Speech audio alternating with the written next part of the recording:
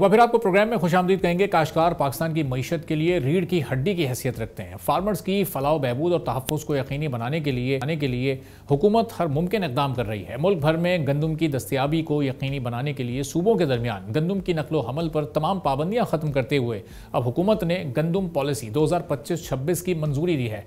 इस national wheat policy में तमाम स्टेक होल्डर्स के साथ तफसीली मुशावरत हुई है। उसके बाद इसको तैयार किया गया है, जिसमें सूबाई हुकूमतें, किसान तंजीमें, सनतकार और ज़राई कम्युनिटी भी शामिल रही है।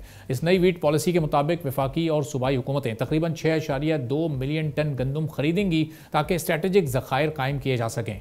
खरीदारी मुकर्रर कीमत यानी 3,500 रुपये फ़ी मन से की जाएगी, जिसका मकसद काश्तकारों को मुनसिफाना मुआवजा फराम करना और मार्केट के इस्तेहकाम को बरकरार रखना है। गंदम पॉलिसी के निफाज की निगरानी के लिए एक नेशनल वीट ओवरसाइट कमेटी कायम की गई है, जिसकी सदारत वफाकी वजीर नेशनल फूड सिक्योरिटी करेंगे। फार्मर्स के लिए वफाकी हुकूमत की वीट पॉलिसी जारी होने के बाद सिंध हुकूमत ने एक इकदाम उठाया और गंदम की काश्त के लिए बेनज़ीर हारी कार्ड प्रोग्राम के तहत 55.9 अरब रुपए की इमदाद का ऐलान किया है। सिंध के 4 लाख फार्मर्स को 2.2 मिलियन एकड़ पर गंदम की काश्त के लिए इमदादी रकम फराम की जाएगी।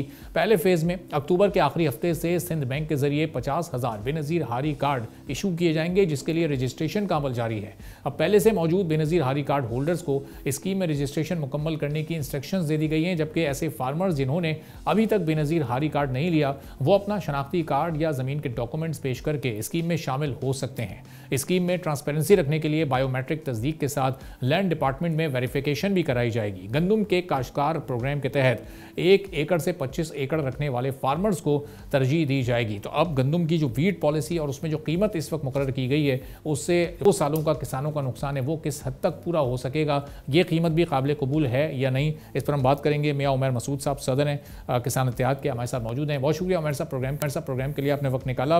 3,500 रुपये फ़ी मन से ये ख़रीदारी की जाएगी, तो किसानों के लिए ये कीमत काबिल कबूल है? जो 2 साल आप लोगों का नुकसान हुआ उसका किसी हद तक अजाला मुमकिन हो सके?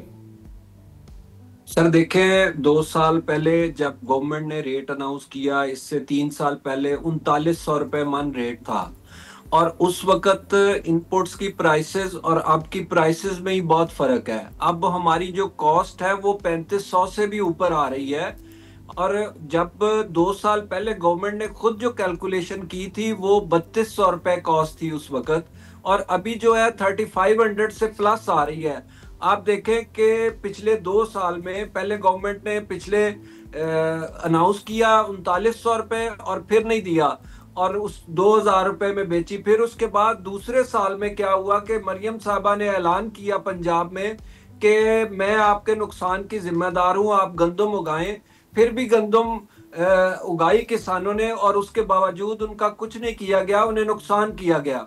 अब जो है काश्तकार जो बिल्कुल गवर्नमेंट पे यकीन नहीं रखता कि हमसे गवर्नमेंट धोखाधड़ी करती है, हमसे गवर्नमेंट झूठ बोलती है। आज से 7-8 साल पहले जो डीएपी खाद 2400 रुपए की थी सर, आज वो 15,600 रुपए की है।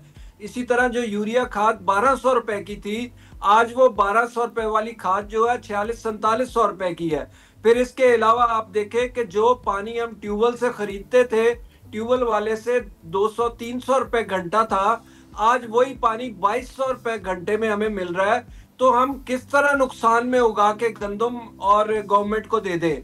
गवर्नमेंट को इन चीजों को, उनके पास फिगर्स है, उन्हें पता है, उनके एडवाइजर है, मिनिस्टर्स, उनकी कैबिनेट जो है वो खुद काश्तकार है। लेकिन अफसोस की बात ये है कि ये लोग बताते नहीं है कि 3500 से ज्यादा तो हमारा ऊपर खर्चा हो रहा है और आप किस तरह फिर गंदम उगेगी इस मुल्क में? कतन इस तरह रेट अनाउंस करके, पहले तो रेट पे यकीन ही नहीं है किसी को कि ये रेट दिया भी जाएगा या नहीं।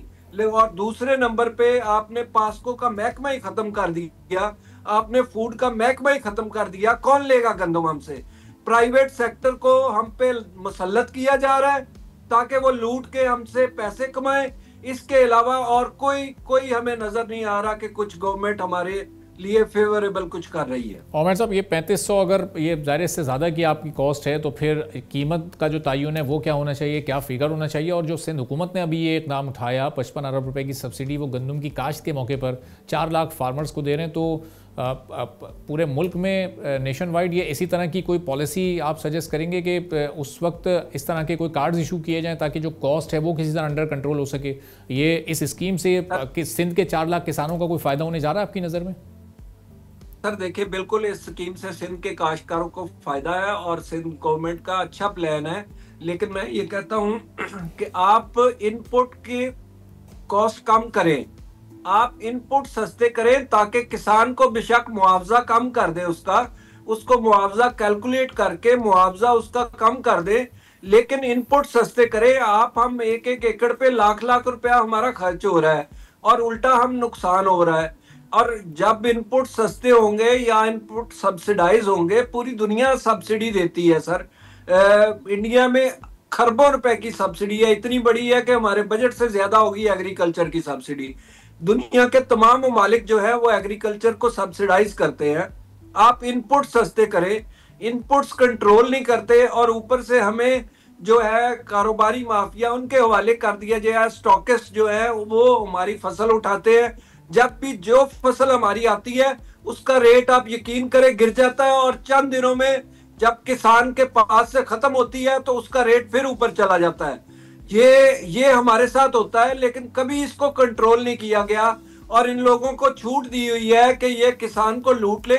लेकिन अब कब तक हमारे अंदर ये सकत रहेगी या हम कब तक जिंदा रहेंगे कि हम ये नुकसान बर्दाश्त करें?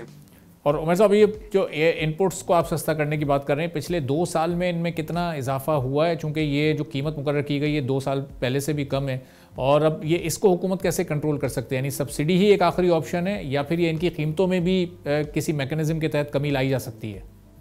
सर, मैकेनिज्म के तहत बहुत कमी लाई जा सकती है। आप इंटरनेशनल मार्केट का रेट लें, इन्हें बाउंड करें। आप गैस इनको सब्सिडाइज दे रहे हैं, हमारी लोकल गैस है, हाँ, उससे यूरिया बनता है, क्यों नहीं कंट्रोल हो सकता? बिल्कुल हो सकता है। डीएपी खाद जो इंपोर्ट होती है मेन ज्यादातर, उसको कंट्रोल किया जा सकता है। उसके इंटरनेशनल रेट ले, सीफ रेट ले, कैलकुलेट कर ले, इनसे मुनाफा डिक्लेयर करवाएं। और ये क्यों नहीं हो सकता? हम सारा कुछ कर सकते हैं, लेकिन अफसोस ये है कि कोई करने को तैयार नहीं है और सिर्फ दिलासे दिए जाते हैं। शुगर मिल माफिया अगर लूटे तो उसकी सरपरस्ती भी कोई और कर रहा होता है। अभी गंदम इंपोर्ट करनी पड़ेगी इस मुल्क में। किसी और मुल्क के किसान को आप डॉलर्स दे सकते हैं, लेकिन अपने मुल्क पे लगाते हुए, अपने किसान पे लगाते हुए आपको तकलीफ होती है। तो अब उमर साहब, ये जो इस वक्त सैलाबी सिचुएशन भी रही, इसके नतीजे में भी ज़ाहिर है किसी हद तक ये मुतासिर हुई हैं हमारी 4-5 जो मेजर क्रॉप्स हैं, और इसका भी एक असर बहरहाल आएगा हमारे किसान पर भी और ओवरऑल एग्रीकल्चर सेक्टर पर भी। सर, बेतहाशा असर आएगा। जब देखिए, आप जब भी कोई क्रॉप डिस्टर्ब होती है तो अगर क्रॉप ज्यादा लग जाए तो वो फिर उसका रेट गिर जाता है, कम लग जाए तो उसका रेट ऊपर चला जाता है। अब चावल की फसल हमारी बेतहाशा तबाह हो गई, फिर इसी तरह गन्ने की फसल खराब हुई, फिर बहुत सारे एरियाज में सिल्ट आ गई है, वो जमीनें रेत के नीचे दब गई, वहां पे काबिले काश्त नहीं रही। फिर इस तरह बहुत सारे लोगों के मवेशी तक, जानवर तक बह गए, उनका पास कुछ भी नहीं बचा, सिवाय वो अपनी खानदान को निकाल के लेके आए हैं बाहर। इसके अलावा उनके पास कोई चीज नहीं बची। तो अब वो 20,000 रुपए या 10,000 रुपए फी एकड़ देंगे तो उससे तो वो उनका खाना नहीं पूरा होगा।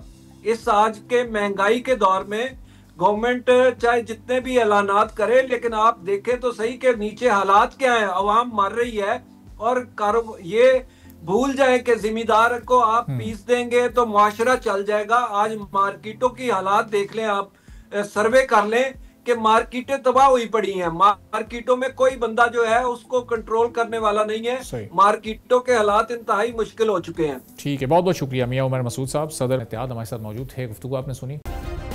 सब्सक्राइब करें और बेल दबाएं ताकि कोई खबर रह न जाए।